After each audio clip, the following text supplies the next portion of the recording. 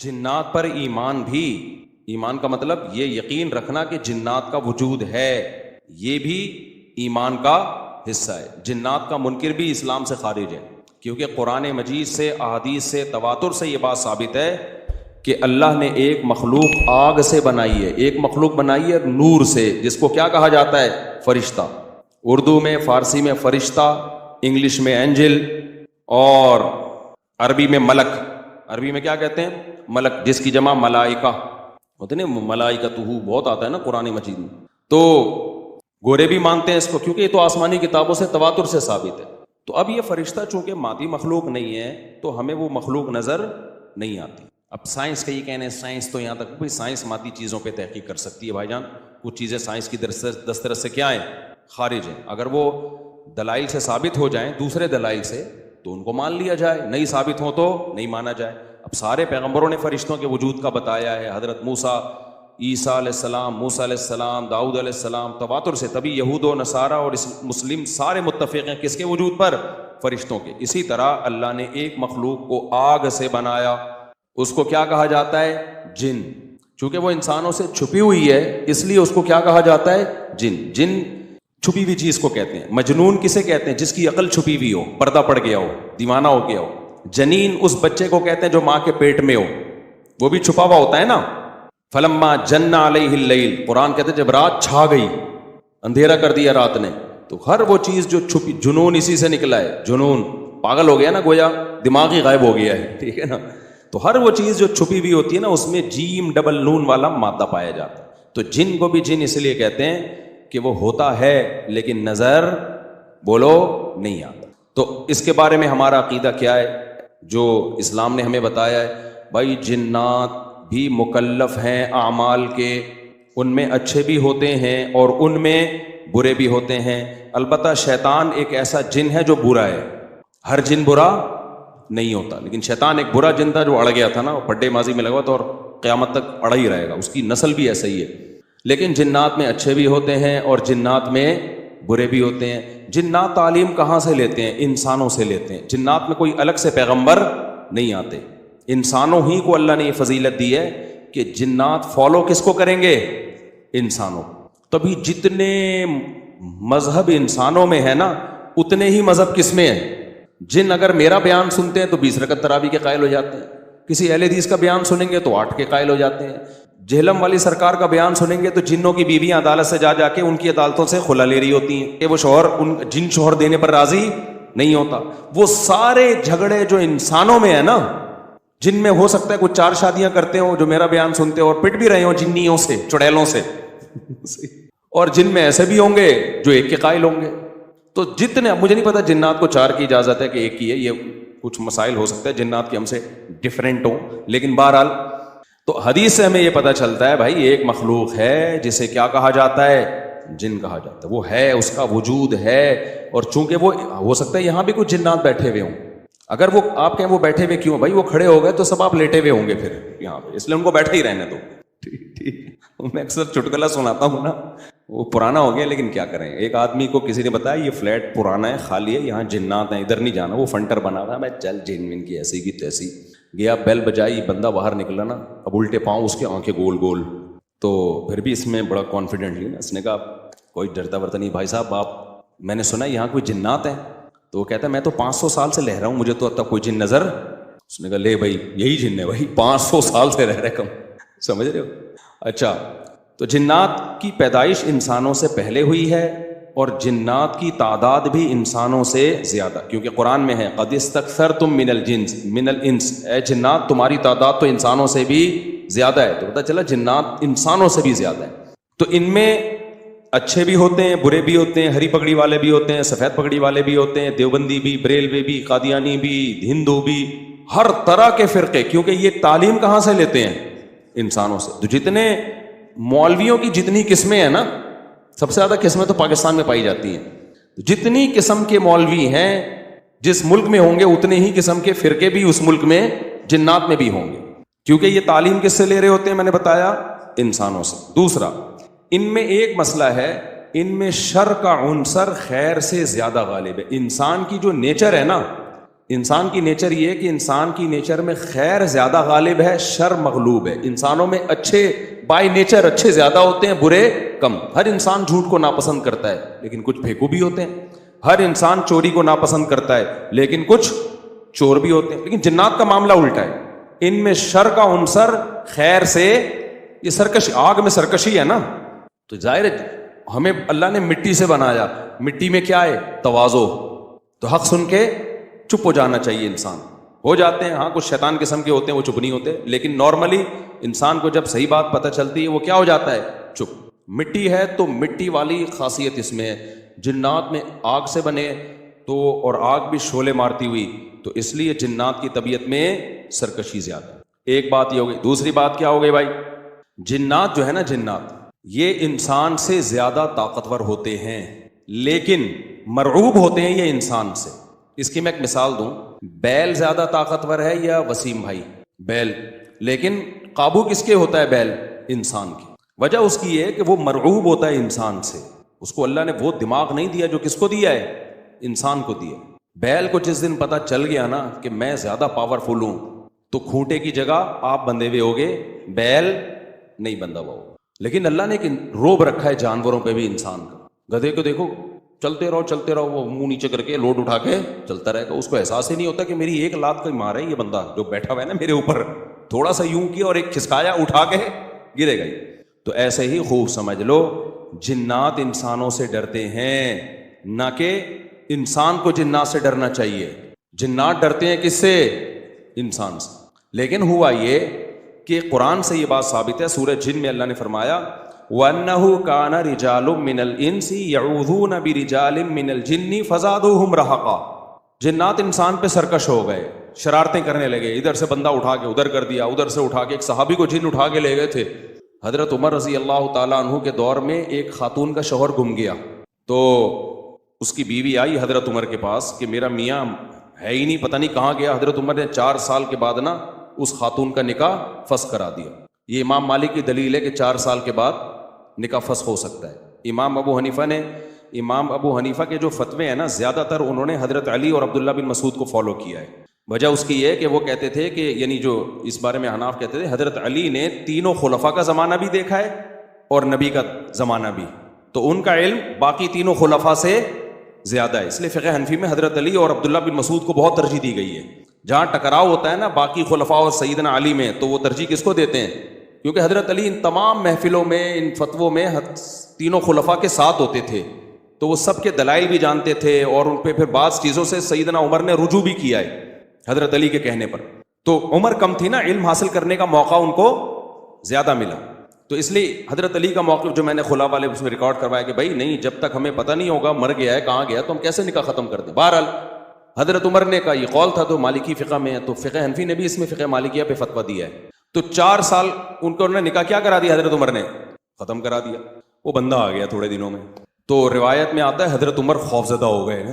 ٹھیک ہے بھائی، ایک بندہ کہہ رہا ہے میری بیوی آپ نے کسی اور کو کیسے دے دی.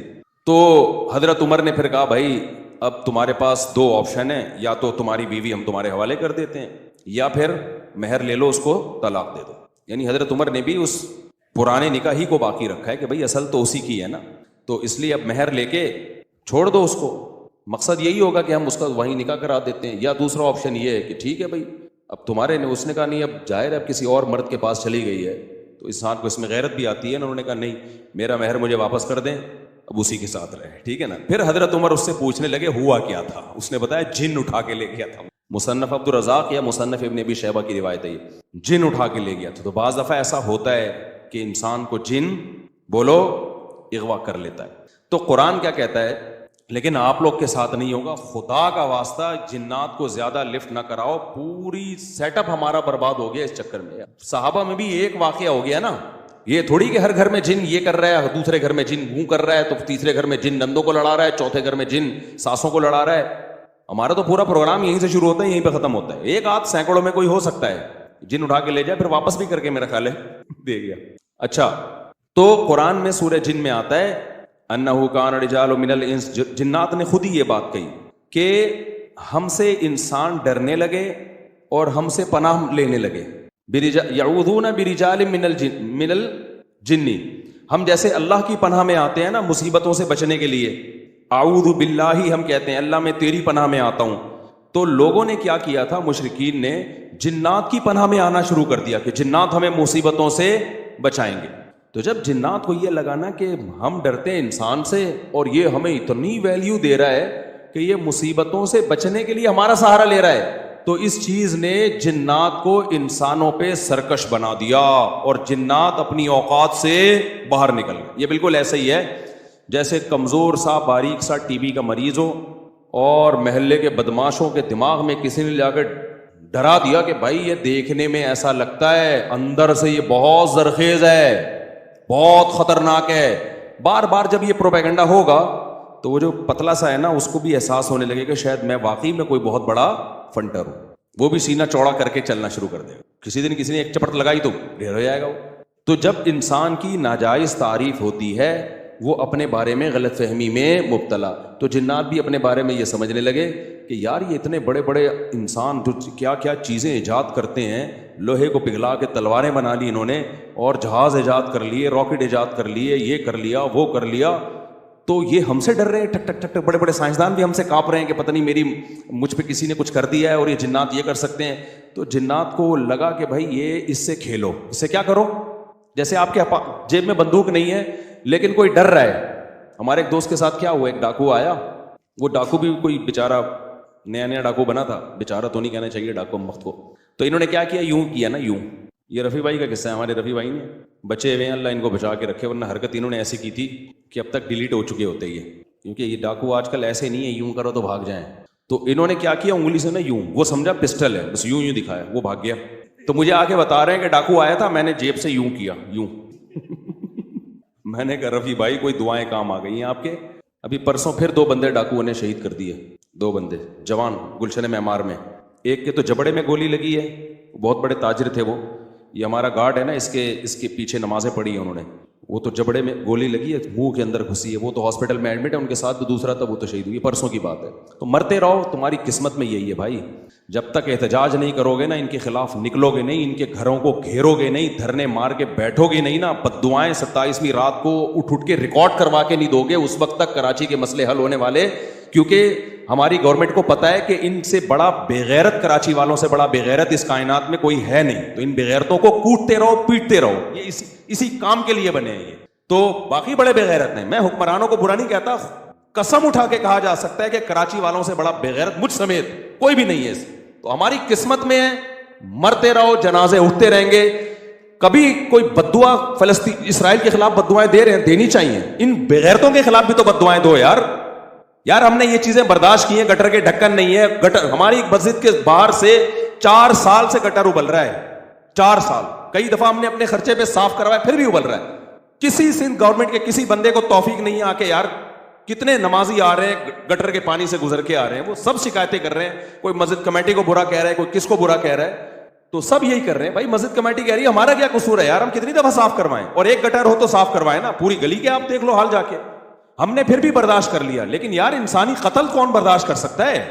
ہر دن 4 6 5 10 جوان موتیں کراچی میں ہو رہی ہیں, جوان موتیں.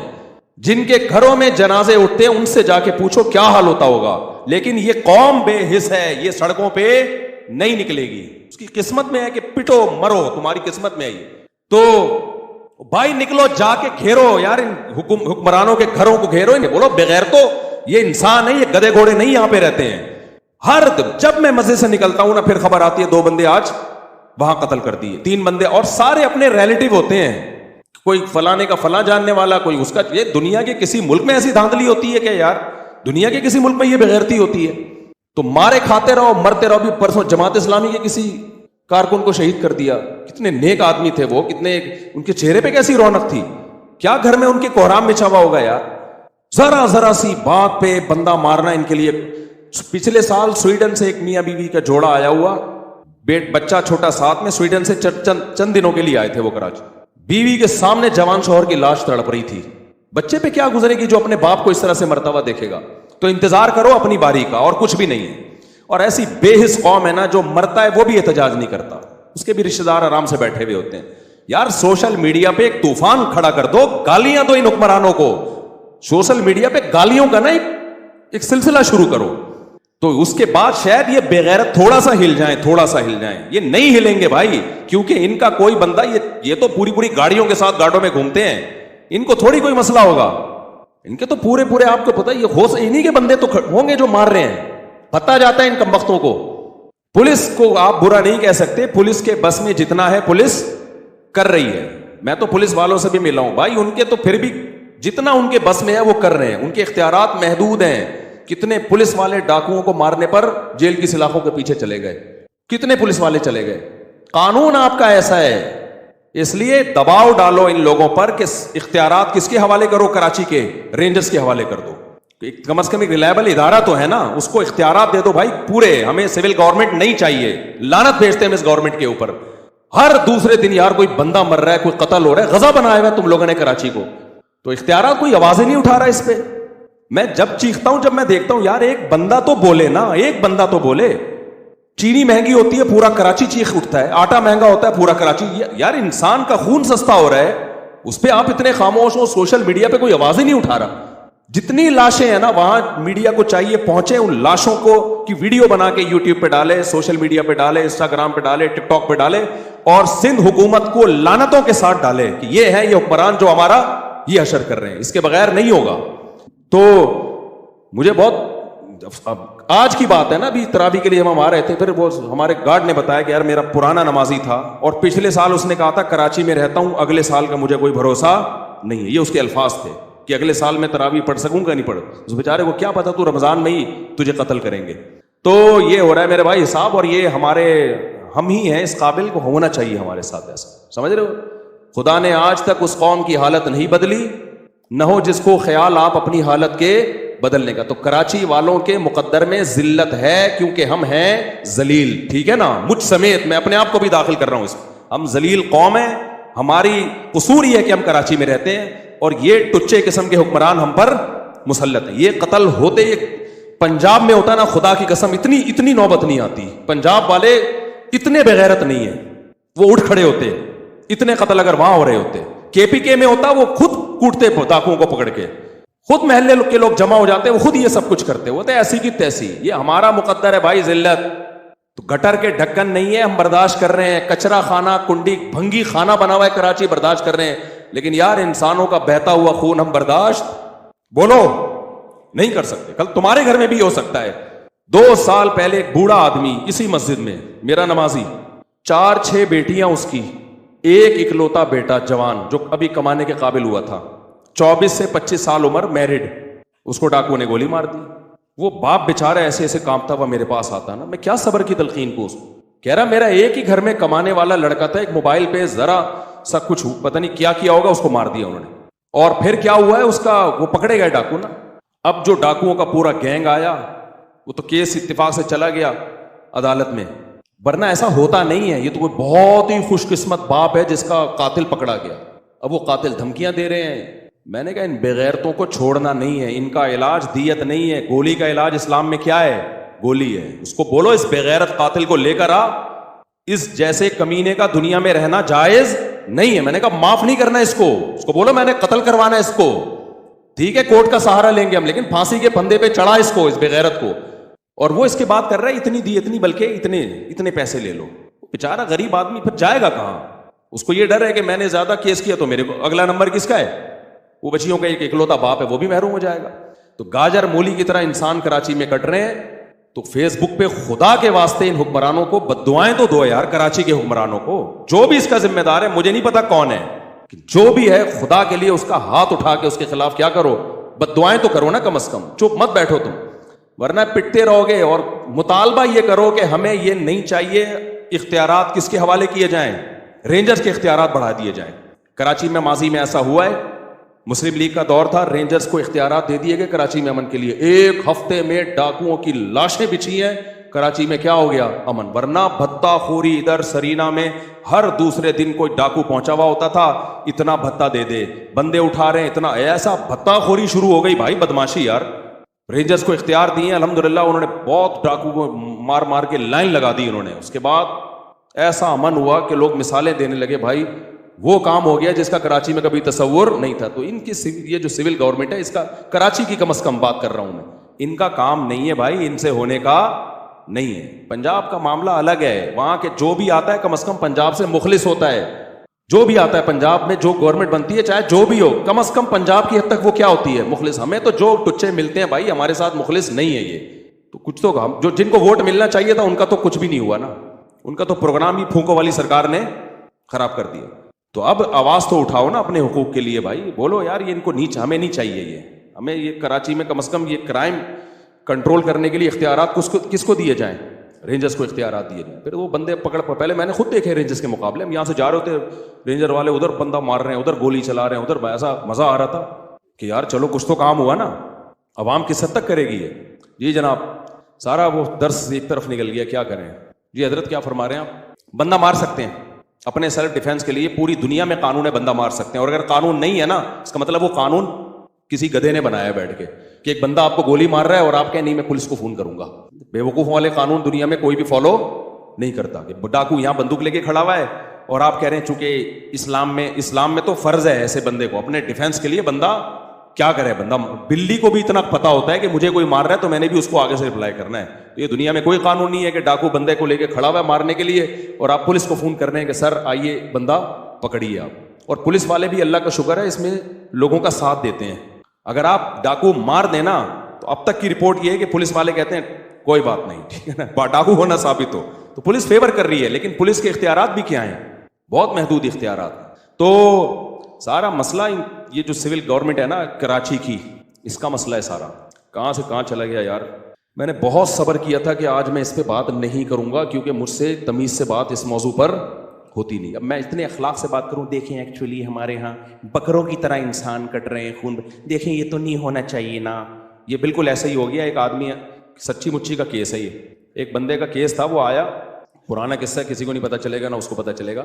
تو ان کی وائف کے ہو گئے کہیں تعلقات, تو وہ کس طرح بتا رہے ہیں, دیکھیں ایکچولی وائف میری فلانے کے ساتھ انوالو ہیں, تو دیکھیں یہ برا ہے کہ نہیں, آپ مجھے یہ بتائیں. اسٹائل بالکل یہی.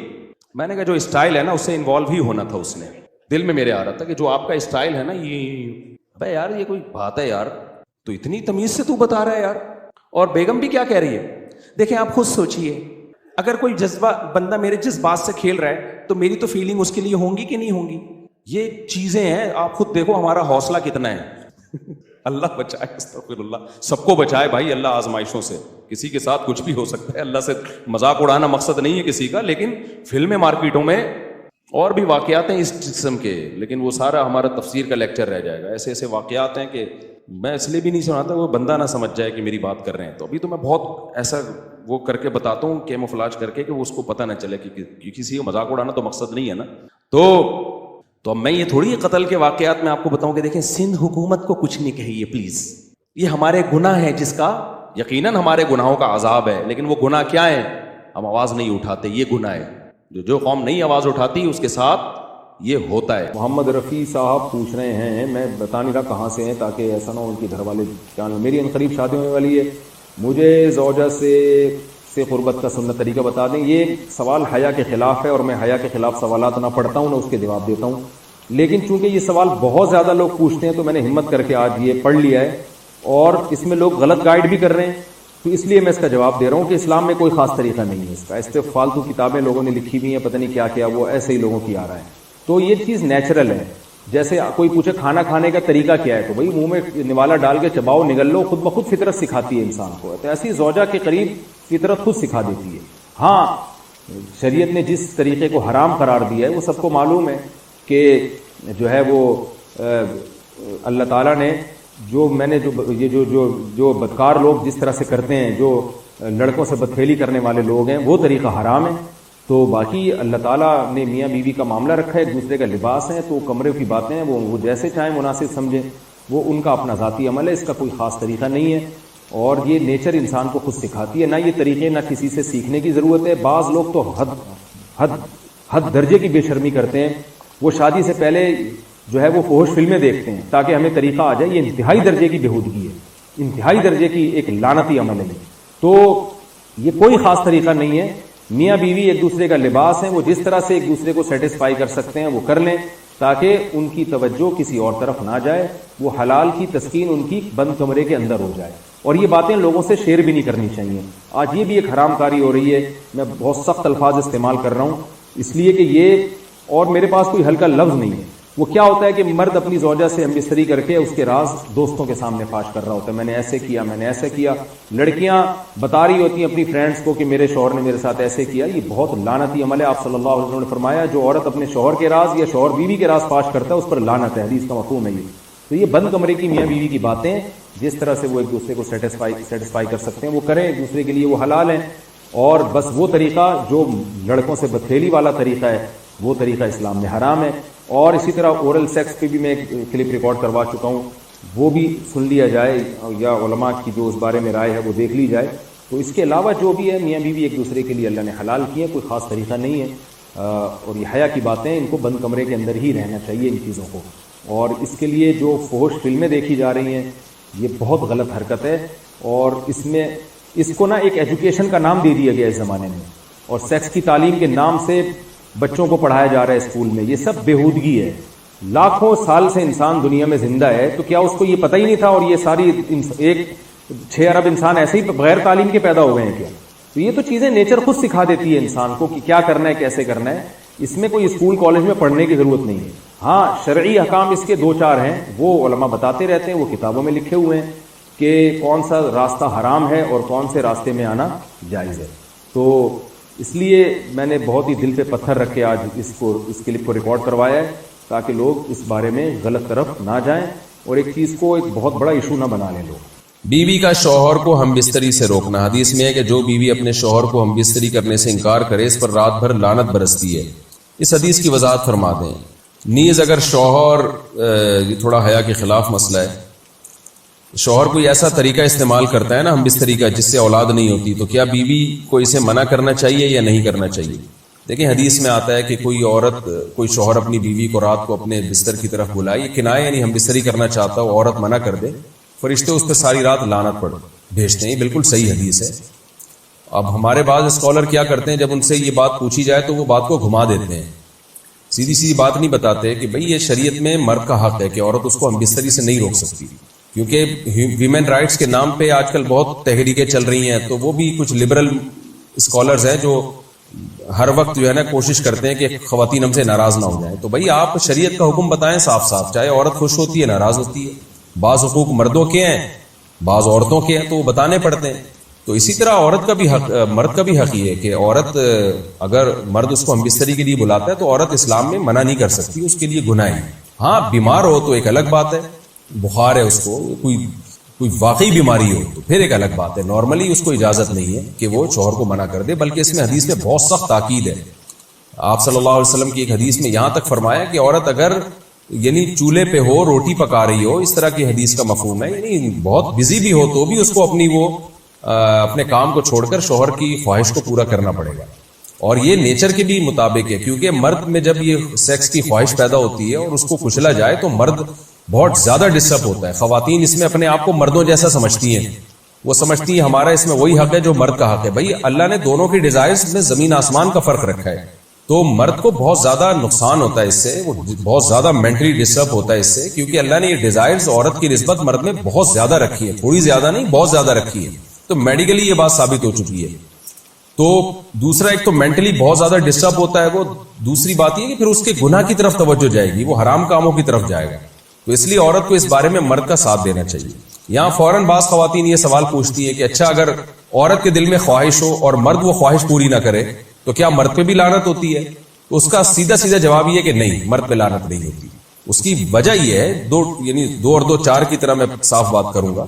وجہ اس کی یہ ہے کہ عورت کے لیے مرد کی اس خواہش کو پورا کرنے میں عورت کی کوئی انرجی نہیں استعمال ہو رہی، جبکہ اگر مرد کا موڈ نہ ہو اور عورت کا موڈ ہو تو پھر مرد اپنے آپ کو پریپیئر نہیں کر سکتا، اس کے لیے بہت تکلف کرنا پڑے گا اس کو. اخلاقی طور پر تو ٹھیک ہے، مرد کو یہی حکم دیا جائے گا کہ زوجہ کی خواہش کو پورا کرے، لیکن اس پر شریعت نے لازم نہیں کیا ہے، کیونکہ ایک چیز مرد کے اختیار میں نہیں ہے تو لازم کیسے ہو سکتی ہے؟ یعنی ایک آدمی کا وہ ذہنی طور پر تیار ہی نہیں ہے اس کے لیے، تو مرد کے لیے تو جب تک ذہنی طور پہ تیار نہ ہو یہ عمل کر نہیں سکتا، جبکہ عورت کر سکتی ہے. تو انرجی جو استعمال ہوتی ہے نا اس میں بہت زیادہ، وہ تو مرد کی انرجی یوز ہوتی ہے. تو شریعت اس کو کیسے پابند بنا سکتی ہے کہ اس کے ذہنی طور پر وہ مینٹلی تیار سے یعنی ایک عمل کر سکتا ہے؟ تو یہ ظلم ہوتا ہے اس کے اوپر کہ وہ مینٹلی تیار نہیں ہے اور اس کو شریعت کہے کہ اگر بیوی آپ سے مطالبہ کر رہی ہے اور آپ مطالبہ پورا نہیں کرو گے تو آپ پر لعنت ہوگی. تو وہ اس لعنت سے بچنے کے لیے اپنے آپ کو مینٹلی کیسے تیار کرے گا؟ بعض دفعہ تیار کر لیتے ہیں، بعض دفعہ نہیں ہو پاتا. اس کا تو دماغ سے بہت گہرا تعلق ہے. تو اس لیے مرد کے لیے تو شریعت نے حکم یہ کیا ہے کہ 4 مہینے میں کم از کم ایک دفعہ اس پر لازم ہے کہ وہ اپنی زوجہ کی خواہش کو پورا کرے. اور ویسے جب زوجہ میں خواہش ہو تو اخلاقی طور پر مرد کی ذمہ داری ہے کہ وہ اپنی زوجہ کی خواہش کو پورا کرے، لیکن شریعت نے اس پہ واجب نہیں قرار دیا کیونکہ یہ اس کے اختیار سے اوپر کی چیز ہو جائے گی. باقی عورت کے لیے اختیار ہے اس کو، ہاں بیمار ہے یا مینسز ہیں وہ تو پھر تو ایک ویسے ہی مینسز میں ہم بستری جائز نہیں ہے. باقی رہا یہ مسئلہ کہ خواتین پھر یہ کہتی ہیں کہ اسلام نے تو پھر مردوں کو بہت زیادہ حقوق دے دیے. تو ایسا نہیں ہے. اگر یہ حق اسلام نے مرد کو دیا ہے تو بہت سارے حقوق عورت کو بھی تو دیے ہیں نا. بہت سارے عورت کو بھی تو حقوق دیے کہ جو خود پہنتے ہو، جیسا معیاری لباس خود پہنتے ہو اپنی بیوی کو بھی ویسے ہی معیاری لباس پہناؤ. جیسا معیاری کھانا خود کھاتے ہو، حدیث میں آتا ہے ویسا معیاری کھانا بیوی کو بھی کھلاؤ. تو یہ بھی تو عورت کو بھی تو حقوق دیے ہیں. ہماری خواتین جس ویسٹرن کلچر کو فالو کر رہی ہیں اس کلچر میں تو یہ ہے کہ عورت شوہر کو ہم بستری سے روک سکتی ہے، شوہر بیوی کو بھی روک سکتا ہے، یعنی شوہر بھی منع کر سکتا ہے، عورت بھی منع کر سکتی ہے. وہاں دونوں کے حقوق سیم ہیں، لیکن پھر وہ اتنے سیم ہیں کہ پھر وہاں مرد کے ذمے شوہر کا عورت کے ذمے یعنی مرد کے ذمے عورت کا نان نفقہ بھی نہیں ہے. تو پھر گیس بجلی کے بل بھی عورت یعنی مرد کے ذمے نہیں ہے. تو پھر خواتین سے لینا ہے نا ویسٹرن کلچر کو، تو پھر پورا لینا وہاں سے. تو پھر شوہر کیوں گیس بجلی کے بل جمع کرا رہا ہے، بچوں کی اسکول کی فیسیں شوہر کیوں دے رہا ہے، شوہر نان نفقہ کیوں دے رہا ہے؟ تو جب اسلام نے کچھ حقوق عورت کو دیے ہیں تو کچھ شوہر کو بھی دیے ہیں. تو اسی طرح سے بیلنس ہماری سوسائٹی میں قائم ہوگا. تو اس لیے خواتین کو یہ نہیں کرنا چاہیے کیونکہ بہت سی ایسی شکایتیں آتی ہیں جس میں مرد بہت زیادہ ڈسٹرب ہوتا ہے، پھر وہ ان کی لڑائیاں ہوتی ہیں، طلاقیں ہوتی ہیں. عورت اس کو نارمل لے رہی ہوتی ہے، مرد کے دماغ پہ شہوت کا ایک جنون چڑھا ہوا ہوتا ہے. جب بیوی اس کو منع کرتی ہے وہ بہت زیادہ مینٹلی ڈسٹرب ہوتا ہے اور پھر وہ مار دھاڑ تک نوبت بھی آتی ہے، پھر وہ طلاقوں تک نوبت بھی آتی ہے. تو یہ بہت غلط چیز ہے. ہمارے نبی صلی اللہ علیہ وسلم نے جب عورت کو حکم دیا ہے کہ مرد کی خواہش کو، اپنے شوہر کی خواہش کو پورا کرے تو اسی میں خیر ہے. عورت کو چاہیے اس وقت چاہے دل نہ بھی چاہ رہا ہو اپنے شوہر کی اس خواہش کو پورا کر دیا کریں. اس کے وقتی طور پر تو آپ کو نقصانات نظر آئیں گے لیکن لانگ ٹرم میں اس کے فائدے ہیں، اس سے گھر میں فائدے حاصل ہوں گے اور اسلام کی مان کے چلنے میں ہی عورت کے لیے خیر ہے. رہا یہ مسئلہ کہ شوہر اگر کوئی ایسا طریقہ اختیار کرتا ہے ہم بستری کا جس میں وہ اولاد کو روکتا ہے تو اس میں یہ ضروری ہے کہ بیوی کی پرمیشن ہو. وہ عورت کی پرمیشن کے بغیر یہ کام نہیں کر سکتا. تو کیونکہ اولاد دونوں کا حق ہے، اولاد کو روکنے کے لیے دونوں کی پرمیشن ہوگی تو اولاد روکی جا سکتی ہے. اگر دونوں میں سے ایک کی بھی پرمیشن نہیں ہے تو پھر اولاد روک نہیں سکتی.